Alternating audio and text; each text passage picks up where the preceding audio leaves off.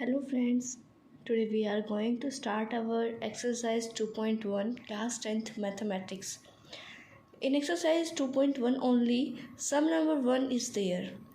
Related example number 1, I explain you sum number 1 of exercise 2.1. देखो ये जो concept है ये थोड़ा सा नया है, तो आपको ये ध्यान से समझना है। बिल्कुल इजी है। अगर आपको एक क्वेश्चन समझ आ गया, एक पार्ट समझ आ गया, तो आप सारे के सारे खुद से कर सकते हैं। इसमें टोटल 6 पार्ट्स हैं आपके। देखो, the graph of y equals to p of x। कहीं भी p ऑफ x दिख जाए तो यानी कि x की ज़ीरोज़ है। जितना भी एक्स एक्सिस पे जो भी कुछ है उसकी ज़ीरोज़ निकालनी है। अगर पी ऑफ वाई आपको नज़र आए तो वहाँ पे वाई की ज़ीरोज़ निकालनी होती है। आर गिवन बिलो, आपको y equals to p of x आपको दे रखा है, यानी कि पी एक्स की ज़ीरोज़ दे रखी है। For some polynomial p of x यानी कि पी एक्स की zeros, find the zeros of x.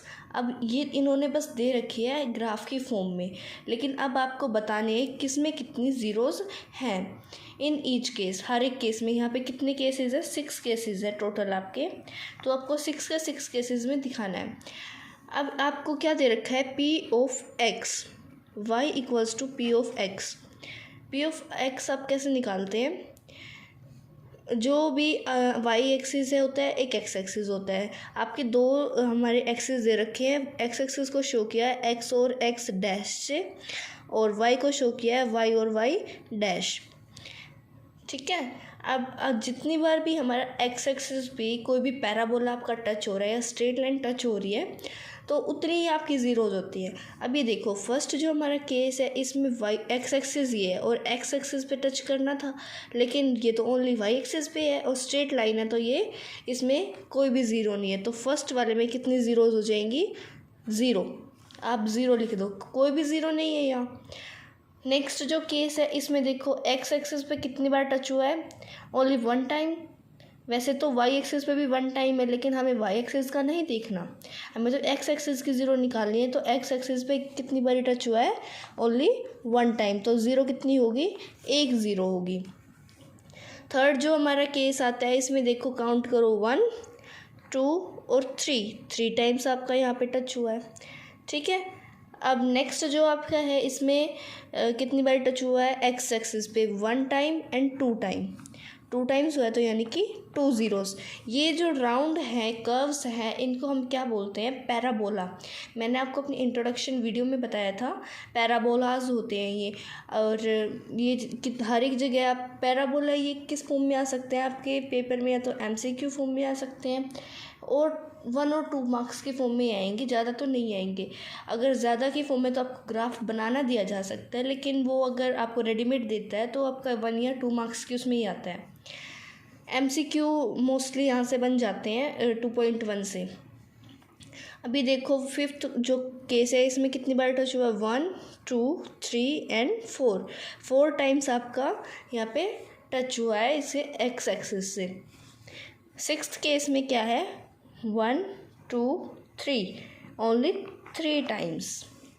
तो आपका कुछ ये सम नंबर 1 था। अब ऐसा ही सेम हमारा एग्जाम्पल नंबर 1 है। अगर आप एग्जाम्पल नंबर 1 को देखते हैं तो बिल्कुल सेम एज इट इज़ ऐसा ही दिया गया है। तो चलो हम एग्जाम्पल नंबर 1 का भी सॉल्यूशन कर। एग्जाम्पल नंबर 1 है, लुक एट द ग्राफ। आपको ये ग्राफ्स को देखना है। In each graph y equals to p of x, यानी कि x की ज़ीरोज़ है, x के एक्सिस पे देखना है।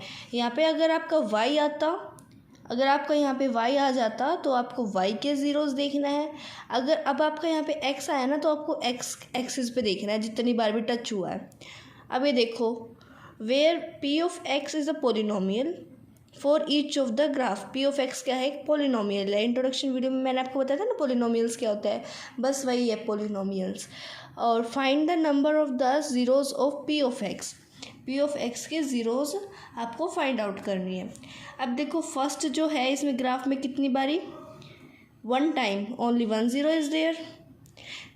सॉल्यूशन में देखो एक ज़ीरो है, ओनली एक ज़ीरो आपको यहाँ पे दी गई है, क्योंकि एक बार हमने वाई एक्सिस को नहीं देखना, कुछ भी कितनी बार भी टच हुआ, लेकिन ओनली एक्स एक्सिस को देखो, एक्स एक्सिस पे सिर्फ एक ही बार टच हुई है।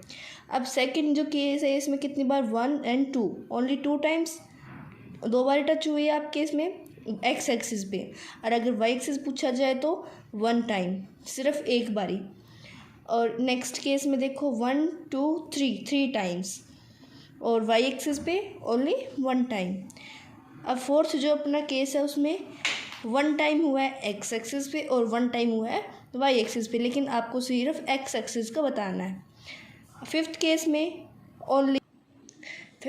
में आपका ओनली 1 टाइम तो एक्स एक्सिस पे है और 1 टाइम वाई एक्सिस पे है। सिक्स्थ केस में आप देखते हैं तो 1 2 3 and 4 टाइम्स आपका एक्स एक्सिस पे है और ओनली 1 टाइम आप वाई एक्सिस पे टच हो रहा है। तो ये मैंने आपको एग्जांपल नंबर 1 का और क्वेश्चन नंबर 1 का सॉल्यूशन दिया है। अगर आपको ये समझ आया है तो प्लीज़ मेरे चैनल को सब्सक्राइब करें और वीडियो को लाइक करें। Thanks for watching my video.